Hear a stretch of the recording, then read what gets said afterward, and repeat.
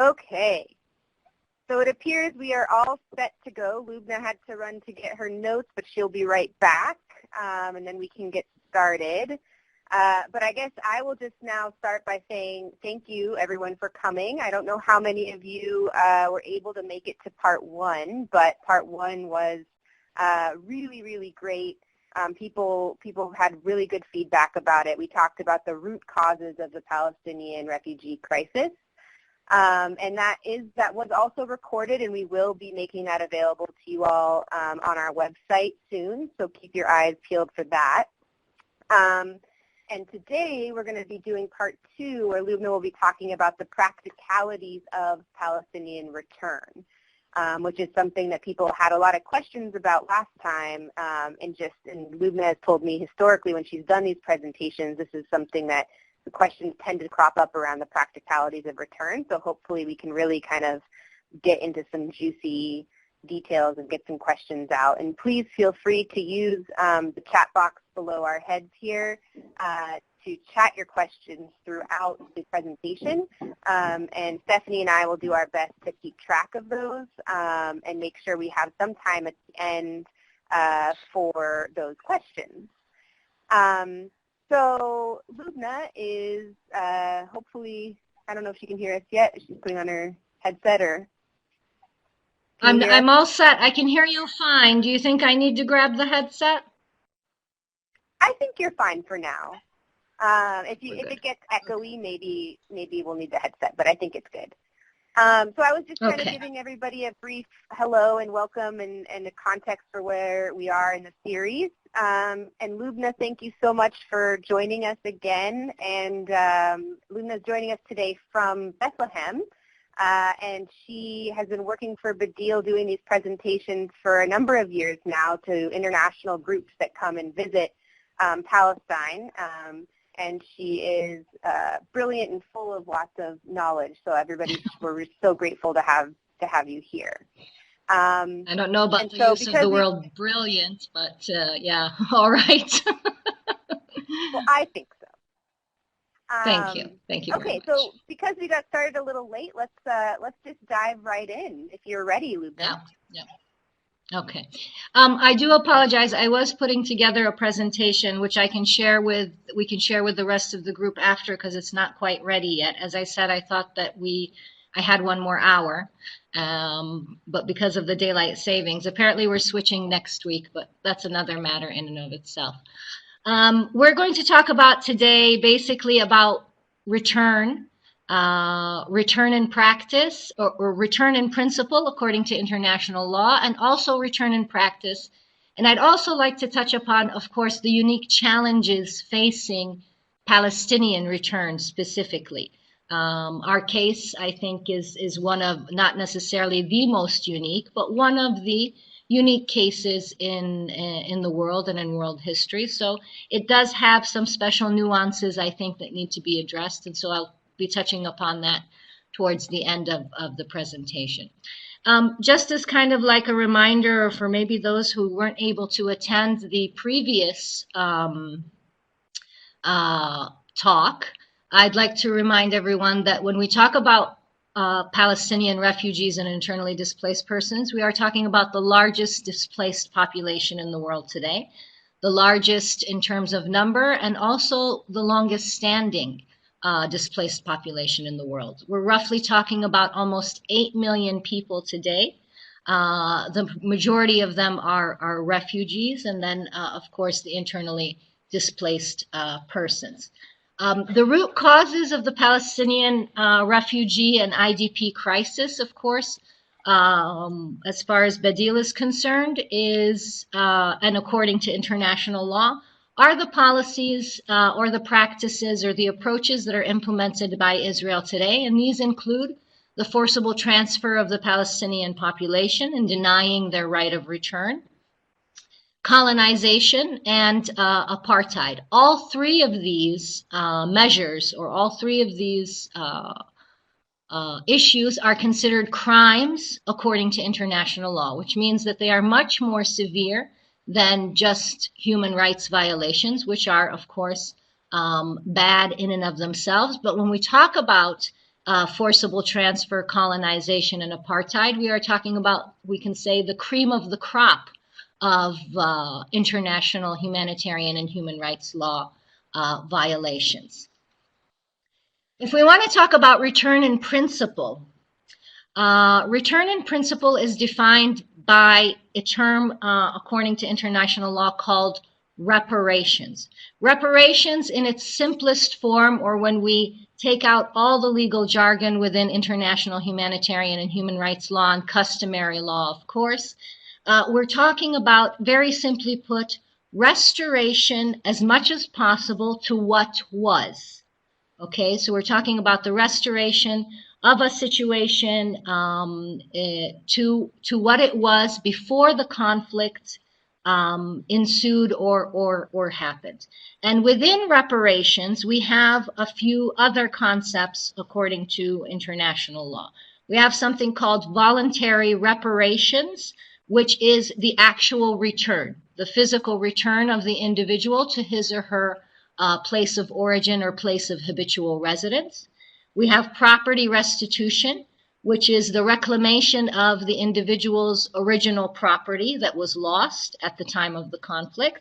We also talk about something called compensation, which can be monetary, or it can be an equitable piece of property when we're talking about property restitution.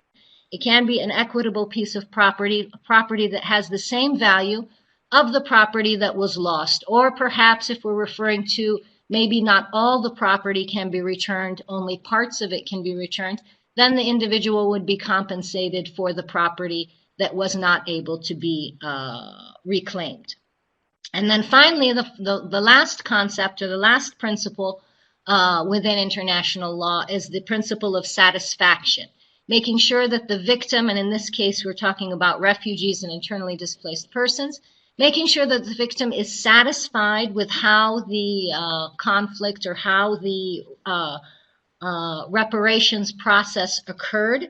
And this, of course, includes guarantees of non-repetition, that the person will not be made into a refugee again or forcibly transferred again and lose his or her property once again. In other words, ensuring this individual's rights to remain on the property and live in peace and so on and so forth. So that's return in principle. And as I said, our focus is going to be today more on return in practice. And there have been many cases of forcible transfer of populations and communities, including mass displacement or mass transfer, as well as in certain cases in history there have been political agreements reached and situations in which these individuals or groups were able to exercise their right of return. We can refer to former Yugoslavia, Bosnia, Herzegovina. We can refer to former apartheid South Africa as an example. Cyprus is another one of the examples as well. Badil in the past has implemented fact-finding missions to these countries and these areas to kind of look at how they approached the issue of return and how they were able to solve it.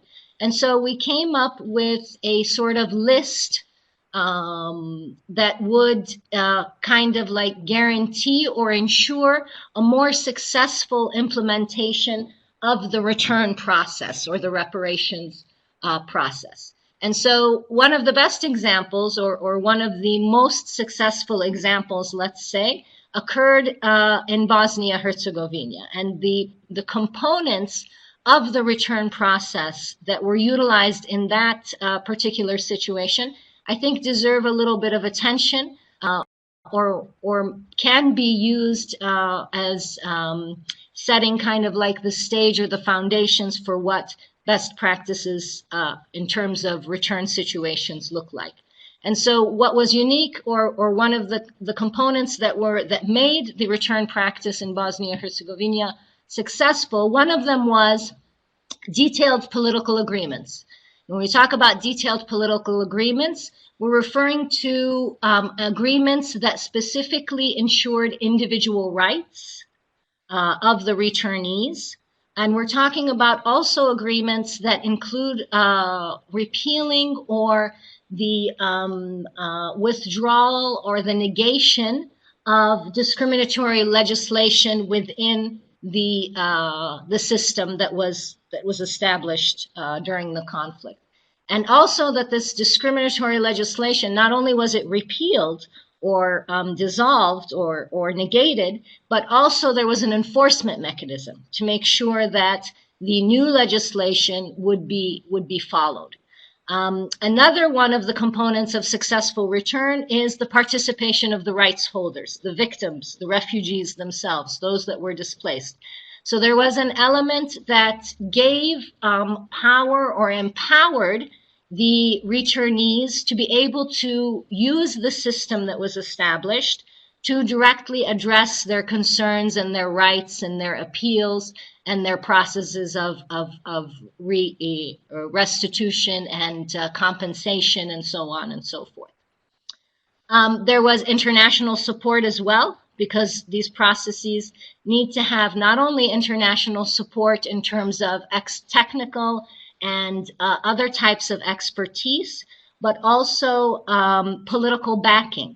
So there was a political will in order to deal with this situation and to have the international support, whether this support was providing technical assistance in the terms of lawyers or planners, or maybe there was a need for the development of additional housing for returnees because there was damage done, and so on and so forth.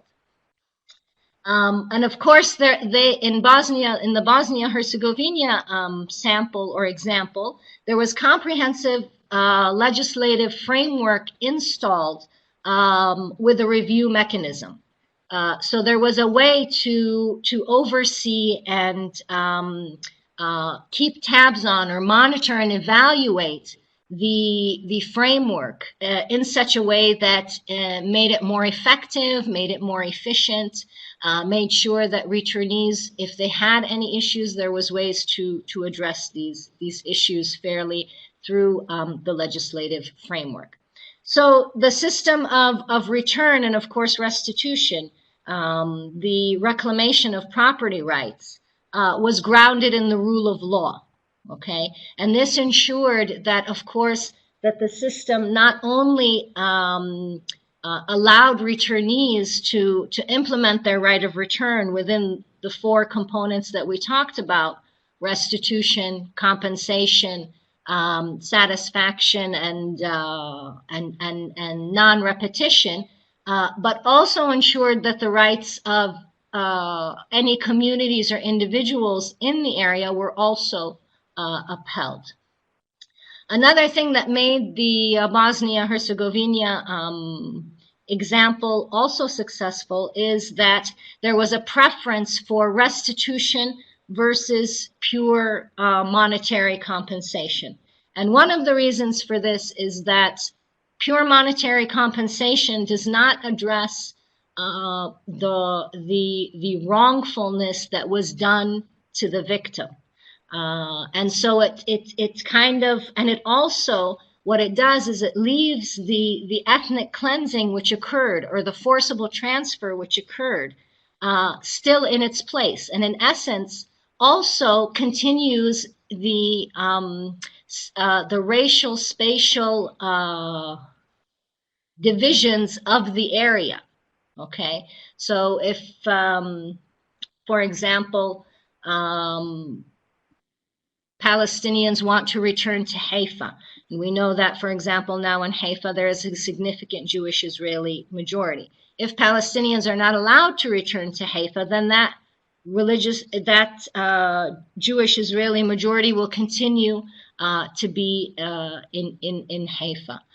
Not that and then this will bring us to the next issue of primary occupancy versus secondary occupancy, but I don't want to get ahead of myself. So I'll stop at that one.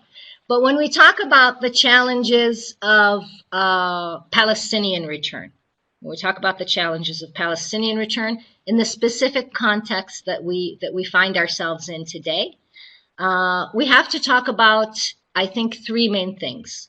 One of them is self-determination, Palestinian and Israeli. We have to talk about refugee restitution, the reclamation of refugee property by the returnees versus secondary occupants on the property. And I said I alluded to this a little bit earlier, but like I said, I want to give it its space. And then we also have to talk about security and stability for the area, for the region, for the people, both those here and those returning as well. So when we talk about self-determination or the right of self-determination, according to international law, the right of self-determination is a means of facilitating other rights and not necessarily and is not a claim that can defeat or trump the rights of others. So when self-determination is used in the way it was in the context of Palestine, Israel, it was used in such a way that it trumped the rights of the indigenous inhabitants, which were the Palestinians, whether they were Jewish, Muslim, or Christian, or Druze. And so this privilege that was granted to Jewish people because of their ethnicity or religious denomination, by using this argument of self-determination, while the Jewish people do have a right to self-determination, their right to self-determination cannot trump the right of Palestinian self-determination. And when we look at self-determination, we are talking about a collective right, according to international law, but it is used as a framework for facilitating individual rights. And as I said, it cannot be used in such a way that it trumps the rights of others, particularly the right of another individual to retain his or her property or not to be forcibly transferred, and so on and so forth. So the second challenge, I said, was the issue of refugee restitution versus secondary occupants. This is one of the areas in which there has been, I think, a significant amount of discussion, some of it correct and some of it incorrect, let's say. Would you guys let me know if there are questions, Sam? If you think there are, because I'm not really looking at the chat box, but just to kind of, if there is a question, just do kind of give me a heads up, and I will try to address that. Yeah. Yeah, I'm monitoring the chat box. I'll pop them into the Q&A at the end. If it seems like something we need to pause and address quickly, then we'll do that. But otherwise, I'll leave them for the Q&A at the end. Okay. And before I move on to refugee restitution versus secondary occupants, I just want to say one more thing about self-determination, according to the international law frameworks. Self-determination does not sanction or require the division of states into smaller, homogeneous, ethno-national states. And basically what the essence of self-determination is it can be satisfied through democratic self-government, yes, within a pre-existing territory. So the issue of Jewish self-determination or the fear among the Israeli Jewish community that their rights would be infringed upon, or their right of self-determination would be infringed upon by the return of Palestinian refugees, can be addressed and can be tackled within a practical rights-based approach to return. Okay, so refugee restitution and secondary occupants. As I said, restitution is basically about the return or the reclamation of the property that was lost. And so this is also one of the significant fears faced by Israeli civil society, in that they fear that the mass return of Palestinian refugees will mean that their mass displacement, so the creation of one, or the resolution of one refugee population, namely the Palestinian refugee population, at the expense of the Israeli Jewish population living in Palestine at the time. And this is not how the restitution of property works. In the case of Israel-Palestine, it's significant to note that 93% of Israeli civil society lives in urban areas, which means that there is a significant amount of vacant land available for Palestinian refugee returnees. And so also studies have shown that were done by Salman Abu Sitta. I'm not sure if everyone is familiar with him, but he's a very well-known Palestinian researcher. And one of the studies he did showed that the return of all the Palestinian refugees from Gaza, and bear in mind that 80% of the population in Gaza are actually Palestinian refugees and not individuals or families that are native to the Gaza Strip or original residents or habitual residents of the Gaza Strip. And the return of that group of people and the return of all Palestinian refugees in Lebanon would only affect 1% of Israeli civil society living inside Palestine. So it's not an issue of there's no room or there's no property or there are significant issues with secondary occupants. I'm not saying that there are no issues with secondary occupants, but in general, we're talking about a not vast, but a significant amount of land or space for Palestinian refugees to return. When we talk about secondary occupant rights, if, say, for example, we were to take a theoretical situation in which a Palestinian wants to return to his original home, his original home exists, let's say, so there's a lot of ifs here. His original home exists, and his original home, his or her original home, is being occupied by an Israeli Jewish family, and they would be the secondary occupants. Here, when we talk about the application of international law and the rule of law, we cannot say that all Israeli property rights are equal.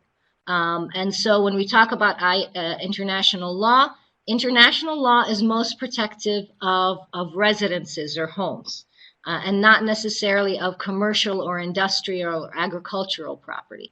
This is subject to much less protection, and so in theory it would be easier for a Palestinian to return to a property that is now has been classified as commercial or industrial or agricultural.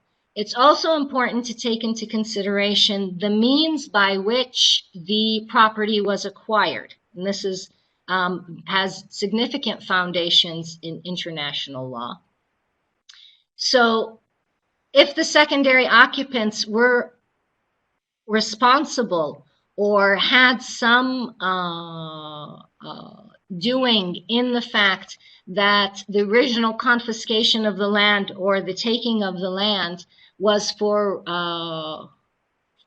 racially or done through racially or discriminatory means or procedures, then the law is very clear that the primary occupant still has the right to that home.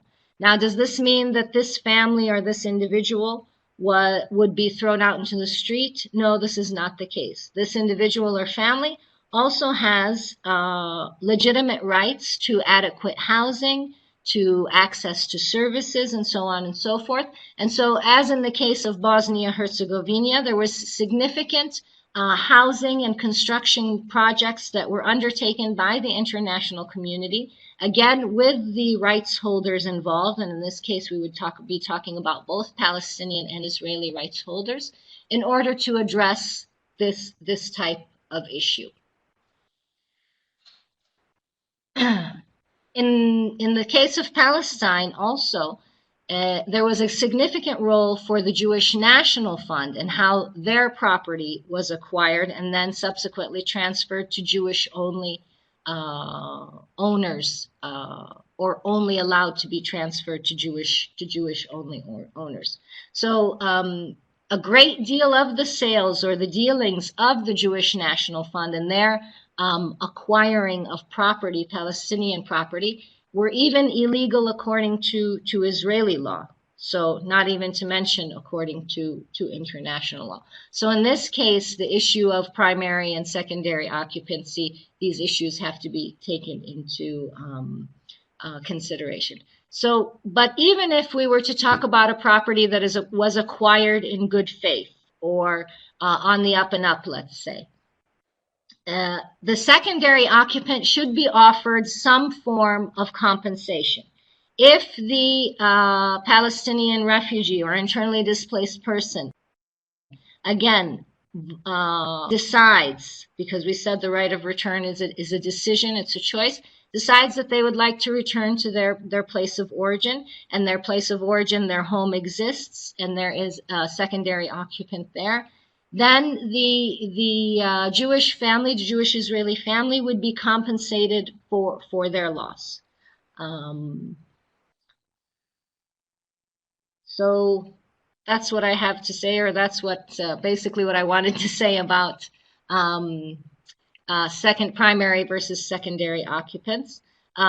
Is there questions? I see something about the Balkans, willing to provide restitutions for those expelled. Honestly, I don't know.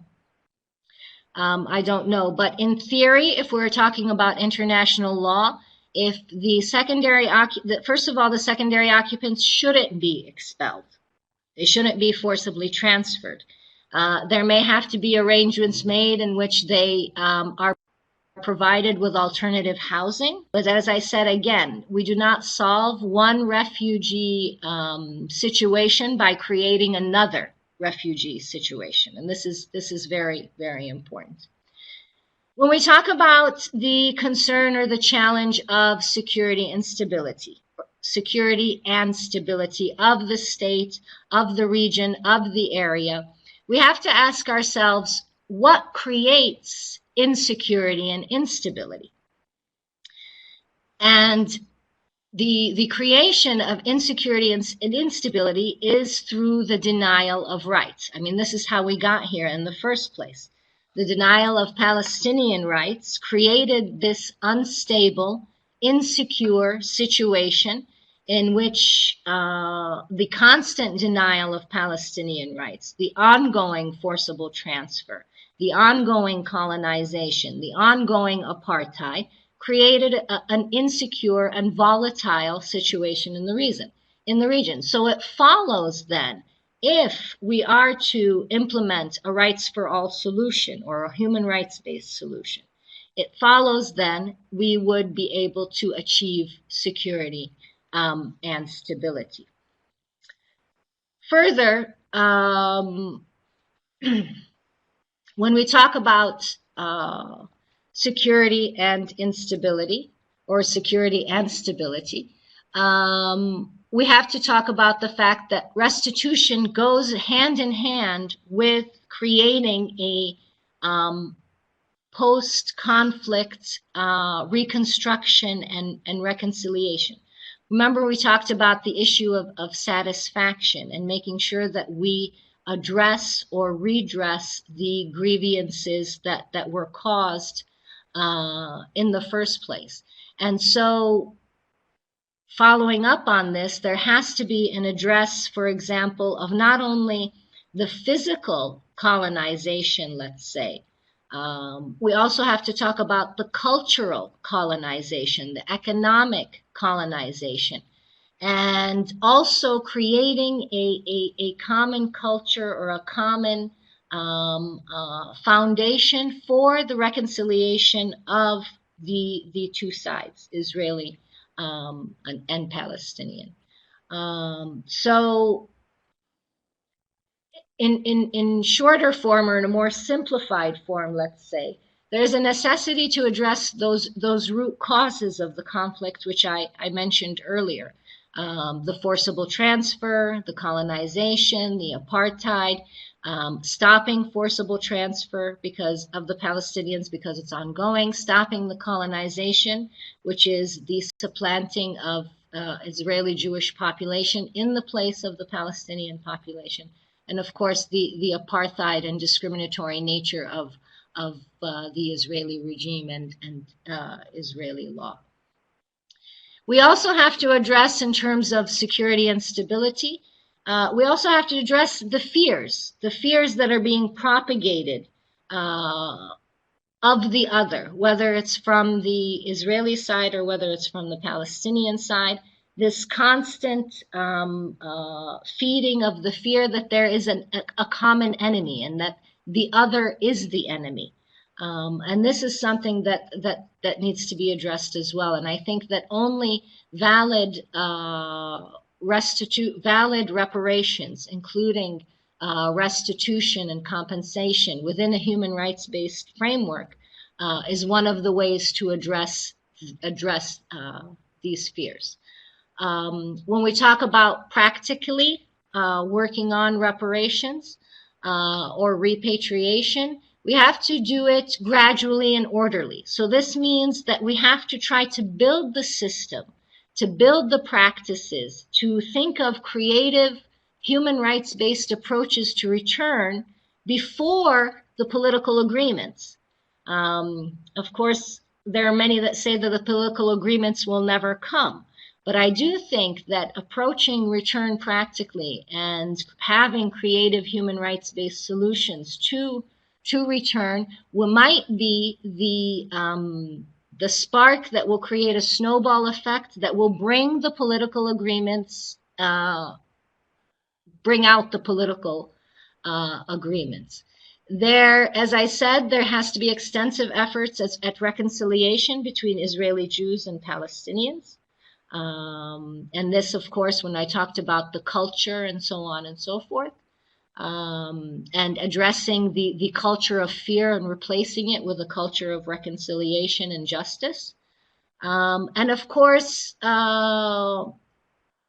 when we think about security and stability, they are important concerns, and we're not negating these concerns for either of the parties concerned, but they are important in deciding how to implement return, not if we implement return.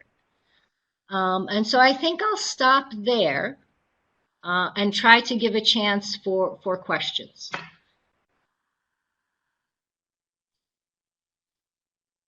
Great, thank you. So I wanted to make sure that there's a bit of an echo. Do you want me to go grab my mic while you have a look at all or my headphones while you have a look at the questions? Sure. Okay. Yeah, I'll be right back. There's a bit of an echo. Okay, so I see Connie wrote a question. Somebody else is typing. And Marta, I think, she addressed your question earlier, I think. But feel free, everybody else, if you had comments or questions, to put them in the chat so we can make sure that we get them to her as soon as she gets back.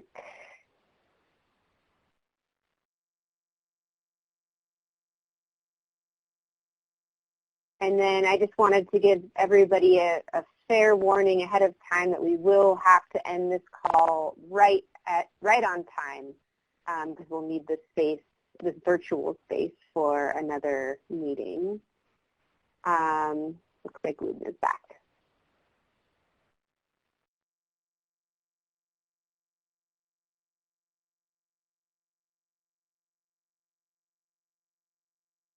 Yeah. Hi.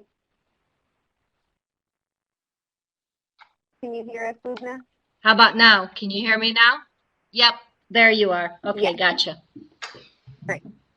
Okay. Okay, so I wanted to bring up a question by Connie. She asked who would be making the decisions In Sheikh Jarrah, Israel always seems to find that the Palestinian families do not have property rights and have been evicting them.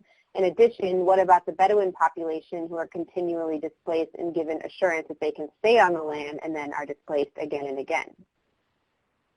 So I guess there's two questions. Who would be making these decisions about how this plays out on the ground? And then what about the Bedouin population?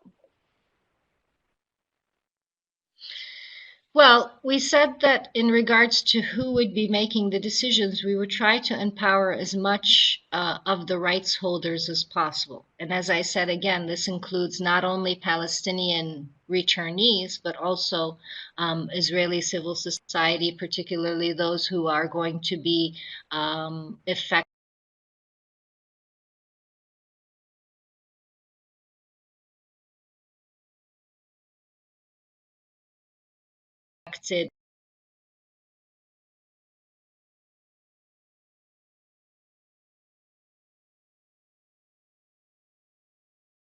well,